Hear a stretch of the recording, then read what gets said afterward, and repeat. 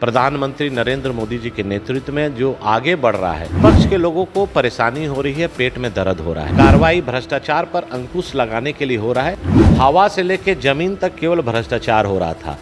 60,000 मजदूरों का भी अपमान है। आप क्या उस संसद भवन में नहीं जाएंगे? नमस्कार, आप देख रहे हैं दर्श न्यूज़ बिहार झारखंड और मैं हूं आपके साथ अवंतिका। दिल्ली के मुख्यमंत्री अरविंद केजरीवाल झारखंड दौरे पर एक दिवसीय झारखंड दौरे पर आ रहे हैं और इनका जो एक दिवसीय झारखंड दौरा है वो राजनीतिक नज़र से काफ़ी अहम देखा जा रहा है। इस वक्त हमारे साथ इस मुद्दे पर बातचीत करने के लिए बीजेपी से हाटिया विधायक नवीन जायसवाल जी है। सर, आपका स्वागत है हमारे चैनल। जी नमस्कार। एक दिवसीय दौरा है सीएम केजरीवाल जी का, दिल्ली से झारखंड आ रहे हैं, किस तरीके से देखते हैं, क्या कहना? देखिए, झारखंड में अभी जितने विपक्षी दल हैं उनका आना जाना तो अब शुरुआत हुआ ही है, इसलिए कि अब अगले साल लोकसभा का चुनाव है, विधानसभा का चुनाव है और झारखंड की जनता जो वर्तमान कांग्रेस जेएमएम आरजेडी गठबंधन को देख रही है, उससे महसूस कर रही है कि आने वाला समय इनकी उल्टी गिनती स्टार्ट हो गई है। आने वाला समय भारतीय जनता पार्टी की पूर्ण बहुमत की सरकार बनेगी। इन्होंने मुंगेरी लाल के बहुत हसीन सपने दिखाए थे चुनाव के पहले, कई बड़े बड़े वादे किए थे। हर साल 5 लाख नौजवानों को रोजगार, अगर रोजगार नहीं तो 7,000 5,000 रुपया प्रति माह बेरोजगारी भत्ता। कई ऐसे ज्वलंत मुद्दे हैं और कांग्रेस हो या आरजेडी हो या जेएमएम हो या आप पार्टी हो, इसका जनता समझ चुकी है और इनके लोभ लुभावन जो सपने दिखा के वोट ठगने का ये लोग काम किए हैं, अब आने वाले इनके झांसा में नहीं। सर, एक और सवाल है मेरा कि अभी जो है लगातार लव जिहाद का मामला झारखंड में भी बढ़ता नज़र आ रहा है। पहले एक मॉडल ने लव जिहाद का आरोप लगाया तनवीर खान पर और अब हाल ही में गिरिडीह में भी एक नाबालिग छात्र के साथ लव जिहाद का मामला सामने आया है। देखिए, आज जो स्थिति परिस्थिति हुई है और जिस तरह बच्चियों के साथ इस तरह की घटना को अंजाम दिया जा रहा है, ये बहुत ही चिंता का विषय है, दुख का बात है और निश्चित तौर पर सरकार को इस पर संज्ञान लेना चाहिए। और जिस तरह से केरला स्टोरी अभी हम लोगों ने देखा और उस पिक्चर के रिलीज़ होने के बाद इस तरह की घटनाएं या कोई महिलाएं जो प्रताड़ित हो रही थी खुल के सामने भी आ रही हैं और आने वाले समय में इस तरह पर अंकुश लगना चाहिए और किसी को अपना जात छुपा के प्रेम करने की आवश्यकता नहीं है। आज इसके पीछे कहीं ना कहीं मंशा गलत है और वैसे जो दोषीवार हैं उन पर कड़ी से कड़ी कार्रवाई होनी चाहिए।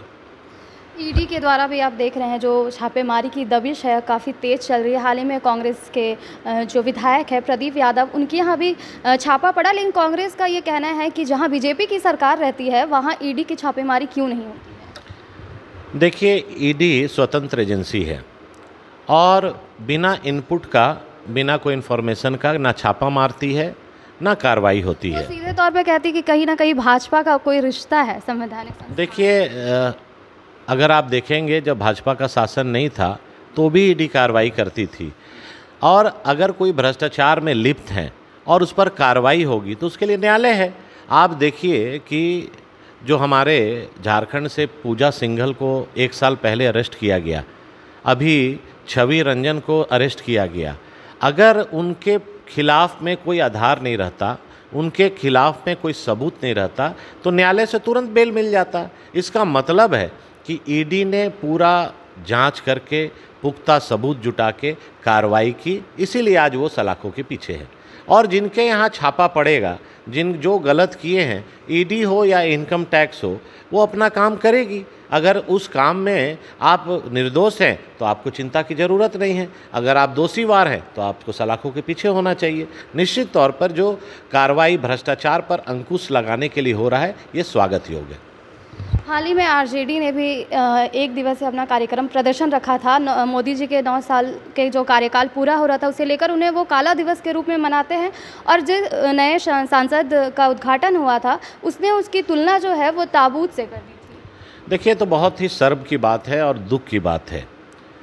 आज़ादी के 75 साल के बाद जब अमृत महोत्सव के रूप में हम लोग बना रहे हैं और देश आज भारत देश बढ़ता हुआ भारत प्रधानमंत्री नरेंद्र मोदी जी के नेतृत्व में जो आगे बढ़ रहा है, उससे विपक्ष के लोगों को परेशानी हो रही है, पेट में दर्द हो रहा है।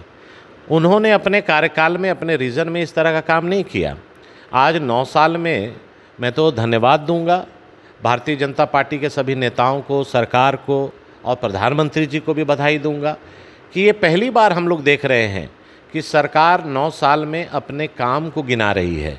अकाउंटेबिलिटी और रिस्पॉन्सिबिलिटी दोनों जनता के सामने बता रही है कि आपने मुझे आशीर्वाद दिया, आपने मुझे सेवा करने का अवसर दिया और मैंने 9 साल में आपके लिए ये योजना, ये काम किया।